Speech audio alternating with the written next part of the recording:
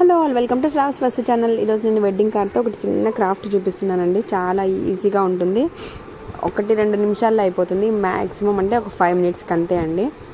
ఇలాగ మనం వీడియోలో చూపిస్తున్నట్టుగా మనము వెడ్డింగ్ కార్డ్ కవర్ కాకుండా లోపల పార్ట్ ఉంటుంది కదా, బాగా డిజైన్గా వేస్తున్నారు ఈ మధ్య. అది తీసుకొని అటు సైడ్ ఇటు సైడ్ ఒక 1.5 సెంటీమీటర్ వరకు మడత పెట్టేసుకోవాలి. ముందుకు వెనకకి మడత పెట్టేసుకొని ఇక్కడ వీడియోలో చూపిస్తున్నట్టుగా ఫోల్డ్ చేసుకోవాలండి. ఇటు సైడు అటు సైడు మనకి ఒక సైడ్ ఆల్రెడీ క్లోజ్ అయి ఉంటుంది, ఇంకో సైడ్ ఓపెన్లో ఉంటుంది కదా, దాన్ని మనము టేప్ పెట్టుకొని అటాచ్ చేసేసుకోవాలి. చాలా సింపుల్ క్రాఫ్ట్ అండి. చాలా వెడ్డింగ్ కార్డ్స్ ఉంటాయి కదా, అందులో మనకి భలే నచ్చుతూ ఉంటాయి కదా, చాలా బాగా. వాటిని ఇలా చేసి పెట్టుకుంటే బాగా చూసుకోవడానికి కూడా చాలా ముచ్చటగా ఉంటుంది. నేనైతే ఎప్పటి నుంచో ఈ వీడియో చేద్దాం అనుకుంటున్నాను, కానీ కొంచెం మాకు ఇంట్లో హెల్త్ బాగాలేక వీడియో డిలే అయిపోతూ వచ్చింది. ఇలాగా టేప్ పెట్టేసుకొని రెండింటిని అటాచ్ చేసేసుకోవాలి మనకు కనిపించకుండా.